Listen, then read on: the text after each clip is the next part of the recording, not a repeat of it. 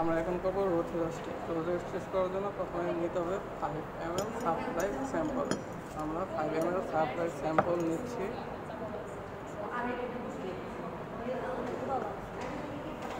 5 ml supply sample নিয়ে হচ্ছে আগে এটা নিয়ে খাবে না সাপ্লাই স্যাম্পল না কোনটা নিতে হবে? সাপ্লাই স্যাম্পলটা হচ্ছে আমরা টেস্ট করে রাখলাম। সাপ্লাই স্যাম্পল নেওয়ার পর কি এটা নিতে হবে? এটা আগে তো এটা নিয়ে আসছি। তারপরে হচ্ছে আমরা নেব হচ্ছে এটার নাম কি? সোডিয়াম। এটার নাম কি? এটা অ্যামোনিয়াম সালফেট না? Ammonium sulphate. Sodium chloride. আমরা অ্যামোনিয়াম সালফেট নিব, নিয়ে হচ্ছে মিক্সড করবো এটার সাথে। আমার একটু বলটা কি আছে না আপনাদের কি লং থেকে কি শর্ট করে দিছে না দিবে কি পাঁচটা বলতে দিবে পারপেল হচ্ছে এখানে আপনি স্যাচুরেটেড যে করছে এটা অনেক বেশি দিয়ে দিছে নাম কি বাচ্চা নিচে কম নেবেন আর সব তোরা তো সবাই করে আমার ঠিক আছে এখন স্যাচুরেটেড করা শেষ করবো। তারপরে হচ্ছে মাইক্রোওয়েভের দিয়ে হচ্ছে সোডিয়াম নাইট্রোফসফেট নেব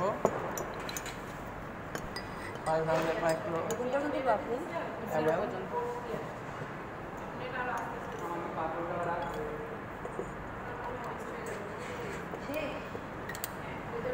আবু তারপরে এটা হচ্ছে হাফ চামচের থেকে তারপরে একটু কম মিক্স দিতে করে হবে দিব। আপনি এরপর কি এটা নিব এটা নিব আগে নেবেন সাপ্লাই স্যাম্পল, তারপর অ্যামোনিয়াম সালফেট, তারপর এটা তারপরে এটা। এবং ওইটা দিতে তারপর হচ্ছে অ্যামোনিয়া নেব হচ্ছে 2 থেকে 3 ফোঁটা। আমার এটা কোনো দিনই আসে না।